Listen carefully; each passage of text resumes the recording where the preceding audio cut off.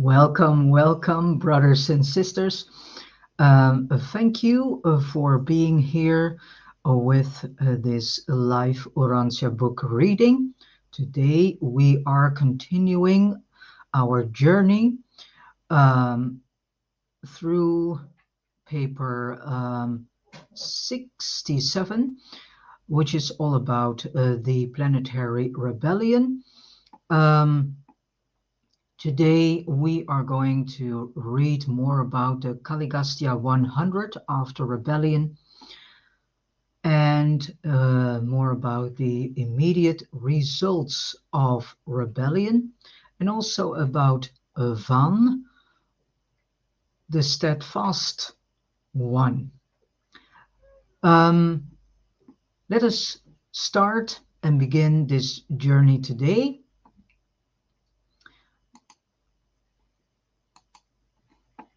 All right, so now you can read along with me, and I want to say that please be open-minded in receiving this information and set aside all the things that you have learned through other ways, people, sources, and so on.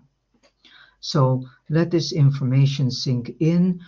Ponder upon it with the help of the Holy Spirit and the Spirit of Truth, and let them help you to get more in-depth clarification about the information that you are hearing today. All right, let us start. Section 4, the Caligastia 100 after rebellion. When the final roll was called, the corporal members of the prince's staff were found to have aligned themselves as follows. Van and his entire court of coordination had remained loyal. Ang and 3 members of the Food Council had survived. The Board of Animal Husbandry were all swept into rebellion, as were all of the Animal Conquest advisors. Vaat and 5 members of the Educational Faculty were saved. Nod and all of the Commission on Industry and Trade joined Caligastia. Hap and the entire College of Revealed Religion remained loyal with Van and his noble band. Lut and the whole Board of Health were lost. The Council of Art and Science remained loyal in its entirety. But Tut and the Commission on Tribal Government all went astray. Thus were 40 out of the 100 saved, later to be transferred to Jerusalem, where they resumed their paradise journey. The 60 members of the planetary staff who went into rebellion chose Nod as their leader. They worked wholeheartedly for the rebel prince, but soon discovered that they were deprived of the sustenance of the system life circuits. They awakened to the fact that they had been degraded to the status of mortal beings. They were indeed superhuman, but at the same time material and mortal. In an effort to increase their numbers, Caligastia ordered immediate resort to sexual reproduction, knowing full well that the original 60 and their 44 modified Endonite associates were doomed to suffer extinction by death sooner or later. After the fall of Dalmatia, the disloyal staff migrated to the north and the east. Their descendants were long known as the Nodites, and their dwelling places as the, between quotation marks, the land of Nod. And this is being described, this land of Nod, um, in short sentences in the Bible. um, the presence of these extraordinary supermen and superwomen, stranded by rebellion and presently mating with the sons and daughters of earth, easily gave origin to those traditional stories of the gods coming down to mate with mortals. So now we get a deeper understanding and information what the Bible lacks. We have been given a distorted version about this story. And the Bible in no way refers to this planetary rebellion. The Bible speaks of a so-called war in heaven, but the word rebellion is not mentioned, and a planetary rebellion is also not mentioned in the Bible. And so we now get to know more about the history of what went wrong here on Earth, or better known as Urantia, and thus originated the 1001 legends of a mythical nature, but founded on the facts of the post-rebellion days, which later found a place in the folk tales and traditions of the various peoples whose ancestors had participated in these contacts with the Nodites and their descendants. And know, brothers and sisters, that in that time and age, a lot of information was been given orally and not written down. And we all know that information brought forth orally always gets twisted, because one person takes some words out, adds something to it, another person does do the same, and so on. So eventually you get a completely distorted version of the original storyline. The staff rebels, deprived of spiritual sustenance, eventually died a natural death, and much of the subsequent idolatry of the human races grew out of the desire to perpetuate the memory of these highly honored beings of the days of Caligastia. When the staff of 100 came to Urantia, they were temporarily detached from their thought adjusters.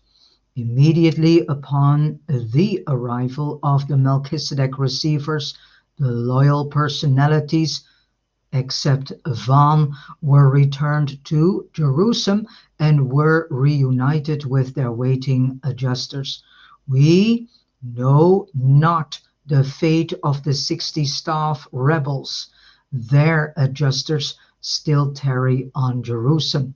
Matters will undoubtedly rest as they now are, until the entire Lucifer rebellion is finally educated and the fate of all participants decreed. It was very difficult for such beings as angels and midwayers to conceive of brilliant and trusted rulers like Caligastia and Caligastia going astray, committing traitorous sin. Those beings who fell into sin, they did not deliberately or premeditatedly enter upon rebellion. They were misled by their supervisors, deceived by their trusted leaders. It was likewise easy to win the support of the primitive-minded evolutionary mortals.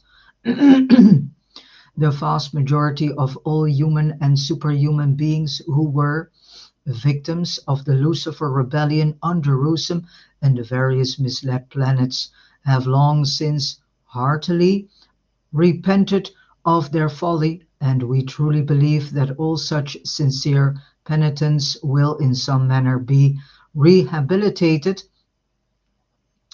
and restored to some phase of universe surface when the ancients of days finally complete the education, or better said, adjudication of the affairs of the Satania rebellion, which they have so recently begun. Section 5. Immediate results of rebellion. Great confusion reigned in Dalmatia and thereabout for almost 50 years after the instigation of rebellion. The complete and radical reorganization of the whole world was attempted.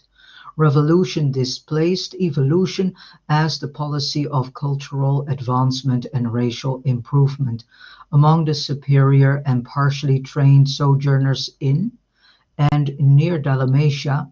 There appeared a sudden advancement in cultural status, but when these new and radical methods were attempted on the outlying peoples, indescribable confusion and racial pandemonium was the immediate result.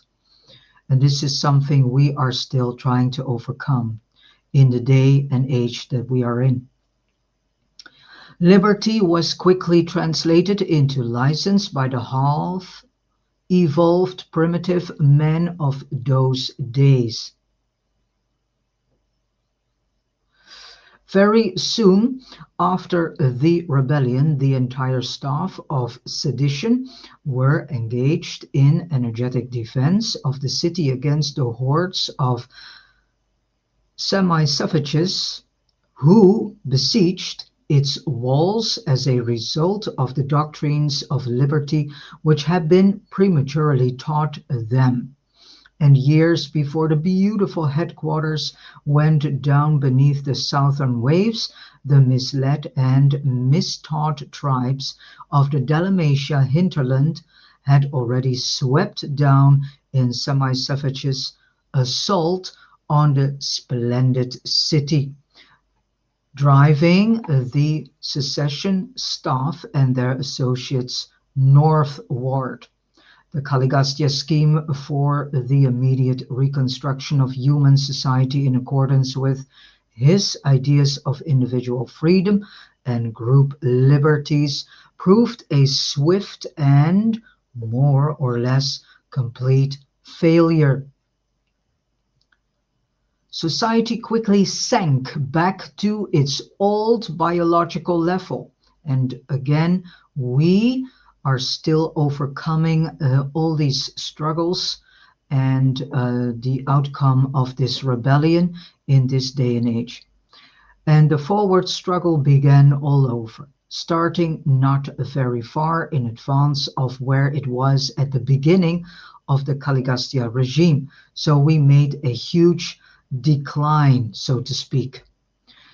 This upheaval having left the world in confusion, worse confounded.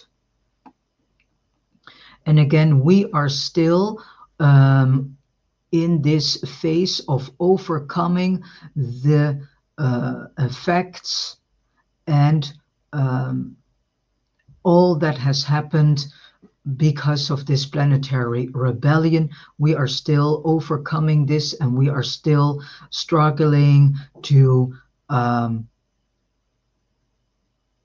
come out of it in this day and age.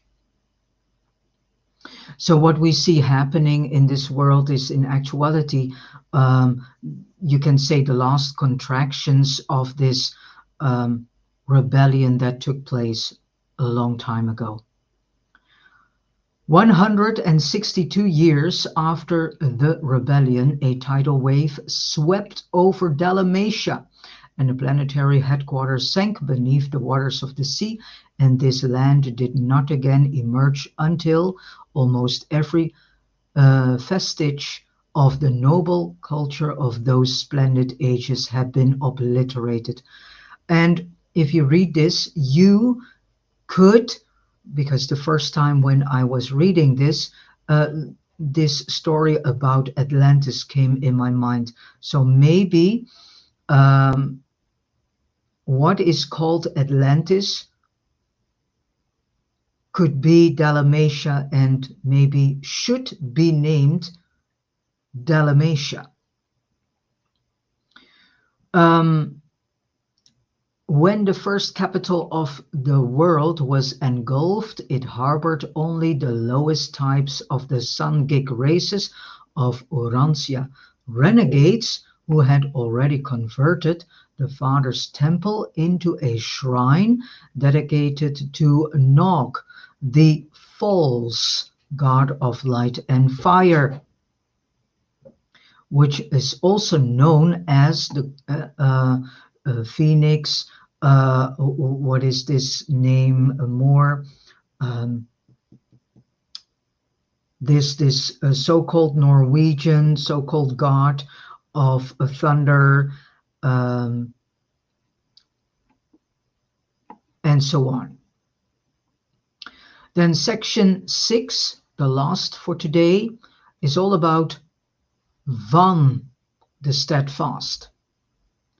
The followers of Van early withdrew to the highlands of west of India, where they were exempt from attacks by the confused races of the lowlands, and from which place of retirement they planned for the rehabilitation of the world as their early Bandonite predecessors had once all unwittingly worked for, the welfare of mankind just before the days of the birth of the Sun-Gig tribes. Before the arrival of the Melchizedek receivers, Van placed the administration of human affairs in the hands of 10 commissions of 4 each, groups identical with those of the prince's regime. The senior resident life carriers assumed temporary leadership of this council of 40, which functioned throughout the 7 years of waiting. Similar groups of Amadonites assumed these responsibilities when the 39 loyal staff members returned to Jerusalem. These Amadonites were derived from the group of 144 loyal Andonites to which Amadon belonged and who have become known by his name. This group comprised 39 men and 105 women. 56 of this number were of immortality status, and all except Amadon were translated along with the loyal members of the staff. The remainder of this noble band continued on earth to the end of their mortal days, under the leadership of Van and Amadon. They were the biologic leaven which multiplied and continued to furnish leadership for the world down through the long dark ages of the post-rebellion era. Van was left on Urantia until the time of Adam, remaining as titular head of all superhuman personalities functioning on the planet. He and Amadon were sustained by the technique of the Tree of Life in conjunction with the specialized life ministry of the Melchizedeks for over 150,000 years. That's a long time. The affairs of Urantia were for a long time administered by a council of planetary receivers, 12 Melchizedeks, confirmed by the mandate of the senior constellation ruler, the Most High Father of Norlecha-Dek. Norlecha-Dek is the constellation of which this seventh super universe called Orvonton is part of, and thus this local universe Nebadon is also part of, and thus Urantia itself is part of. Associated with the Melchizedek receivers was an advisory council consisting of one of the loyal aides of the fallen prince, the two resident life carriers, a trinitized son in apprenticeship training, a volunteer teacher's son, a brilliant evening star of Avalon, periodically, the chiefs of Seraphim and Cherubim, advisors from two neighboring planets, the Director General of Subordinate Angelic Life, and Van, the Commander-in-Chief of the Midway creatures. And thus was Urantia governed and administered until the arrival of Adam. It is not strange that the courageous and loyal Van was assigned a place on the Council of Planetary Receivers, which for so long administered the affairs of Urantia. The 12 Melchizedek receivers of Urantia did heroic work. They preserved the remnants of civilization, and their planetary policies were faithfully executed by Van. Within 1,000 years after the rebellion, he had more than 350 advanced groups scattered abroad in the world. These outposts of civilization consisted largely of the descendants of the loyal Andonites, slightly admixed with the Sungig races, particularly the Blue Men, and with the Nodites, whom the Sungig races are. We will later hear more about them. The Blue Man is also part of the Sungig races, so that will come later on. Notwithstanding the terrible setback of rebellion, there were many good strains of biologic promise on Earth under the supervision of the Melchizedek receivers. Van and Amadon continued the work of fostering the natural evolution of the human race, carrying forward the physical evolution of man until it reached that culminating attainment which warranted the dispatch of a material son and daughter to Urantia, also known as Adam and Eve. Van and Amadon remained on Earth until shortly after the arrival of Adam and Eve. Some years thereafter, they were translated to Jerusalem, where Van was reunited with his waiting adjuster. Van now serves in behalf of Urantia while awaiting the order to go forward on the long, long trail to paradise, perfection, and the unrevealed destiny of the assembling core of mortal finality, which is all reachable for each one of us. It should be recorded that when Van appealed to the Most Highs of Edensia after Lucifer had sustained Caligastia on Urantia, the constellation fathers dispatched an immediate decision sustaining Van on every point of his contention. This verdict failed to reach him because the planetary circuits of communication were severed while it was in transit. Only recently was this actual ruling discovered lodged in the possession of a relay energy transmitter, where it had been marooned ever since the isolation of Urantia. And Urantia, so this planet, is in a spiritual quarantine, and this quarantine um, will be gone as soon as all the players of the Lucifer Rebellion are yeah sentenced.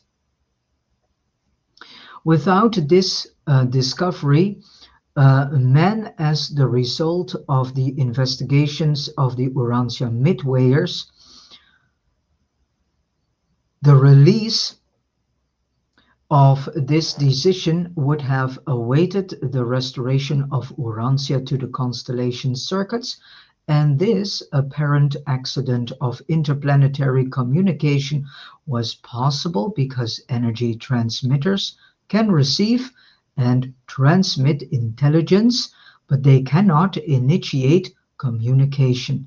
The technical status of Van on the legal records of Satania was not actually and finally settled until this ruling of the Edentia fathers was recorded on Jerusalem.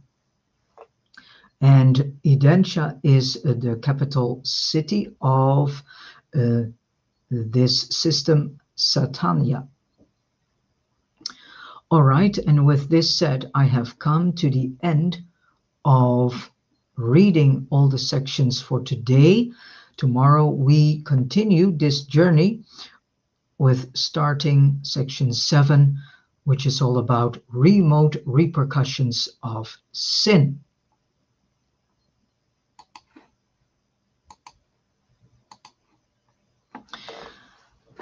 And so again, I say to you, my brothers and sisters, let this information sink into your heart, into your mind, ponder upon it, meditate upon it with the help of the Holy Spirit and the Spirit of Truth. Ask these spirits to help you to get more in-depth understanding and clarification of what you have heard this morning and have read. If you want to know more about this, please go to the OrantiaFoundation.org website.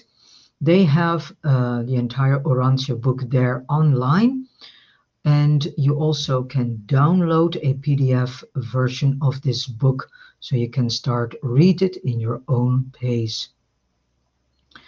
I now go to the end, and as last, I say thank you so much for listening and reading along with me. I wish you all a beautiful, joyful day filled with love, and do not forget to listen to the urge to help another fellow brother, sister that is in a dire need of a listening ear or help. And as last, I say, God bless you. And let us listen to a beautiful piece of music coming from Ben Sound.